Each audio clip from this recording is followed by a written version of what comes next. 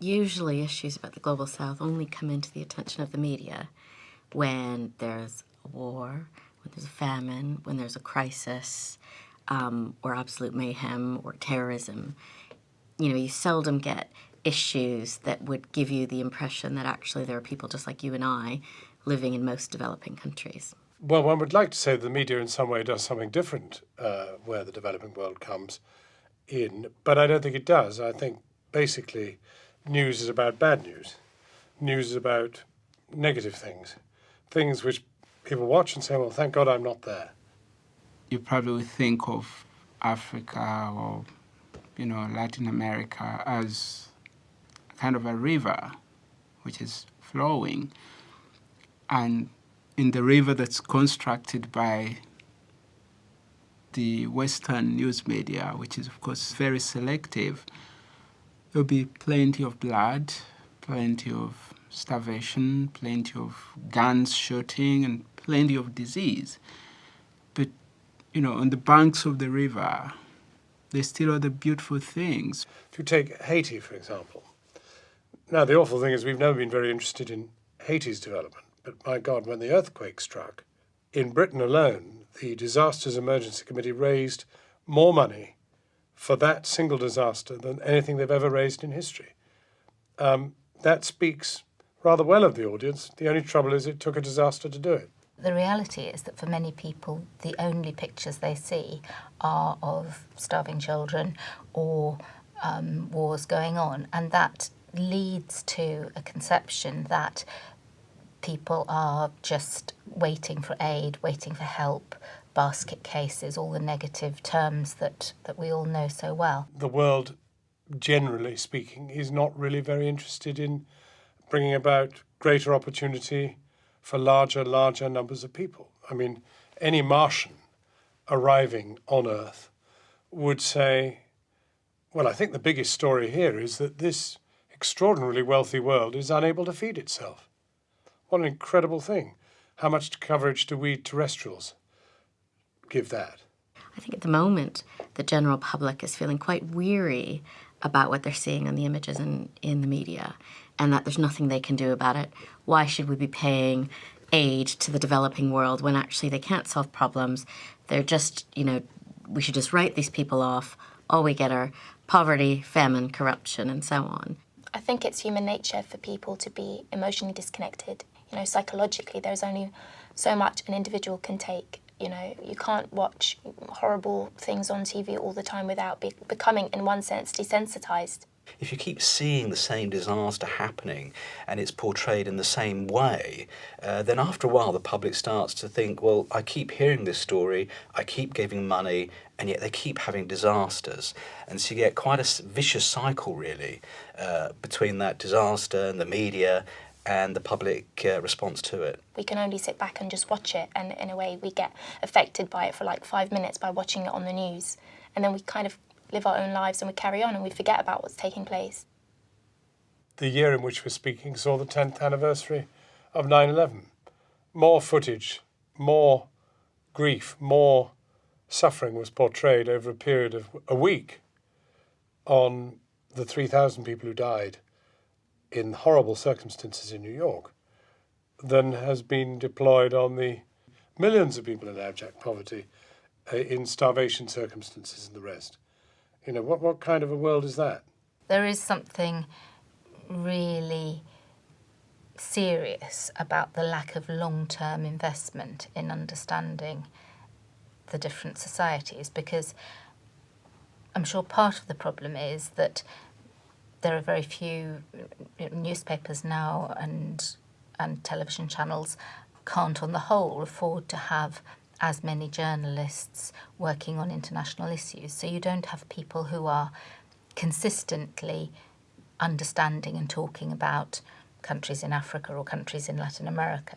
So then when a disaster occurs, there aren't the people there who really understand the situation and can talk about the disaster within that context. People watch news or they pick up and buy a newspaper because they want to see what's changed today, what's dramatic about the events in the world today. And so inevitably they will tend to focus on things like wars and disaster when they're thinking about the rest of the world, rather than that kind of long-term story about development.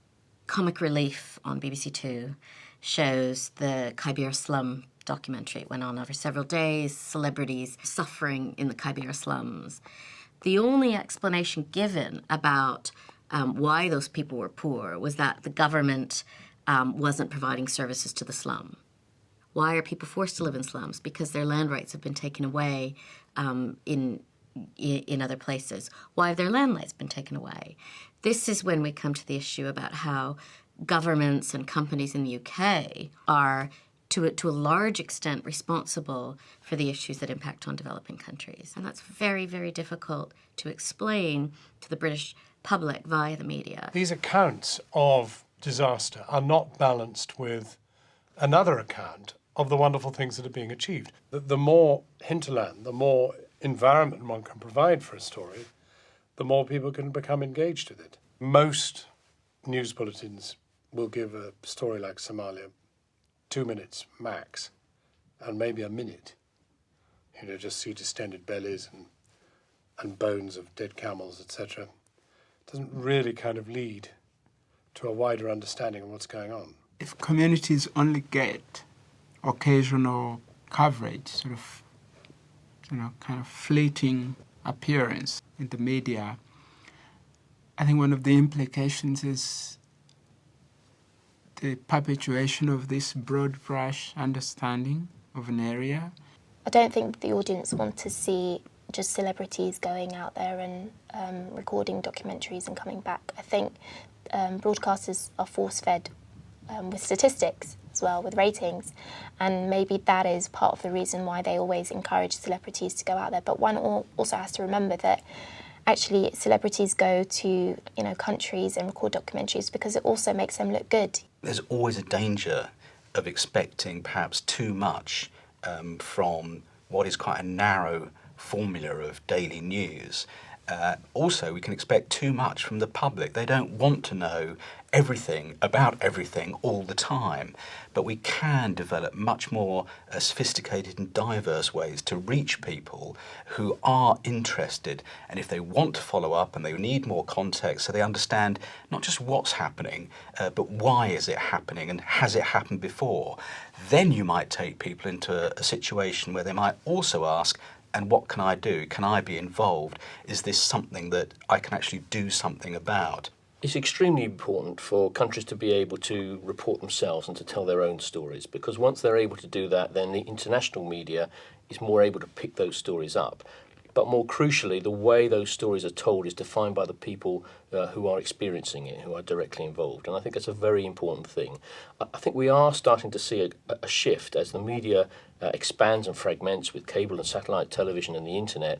More and more countries are able to develop their own internal strong media and tell their own stories. Places like Africa, for example, the internet is having a major impact on the ability of Africa to change the story of Africa and the narrative about Africa by Africans telling their own stories. And I think that's going to be a big trend over the next few years, and it's a very important one. I actually think that if people were aware that the same issues that are causing austerity measures in the UK, the same issues that are causing the IMF to go into Ireland, or the same issues that are causing our food prices to go up by 6%, even though it might be 70% in developing countries, so same structural issues causing that, I think people would be actually far more engaged in thinking they can do something about it. If people could see deeper stories more often, which help them to understand more fully the social, economic, political factors affecting people's lives, I think it would be easier to see how we are one world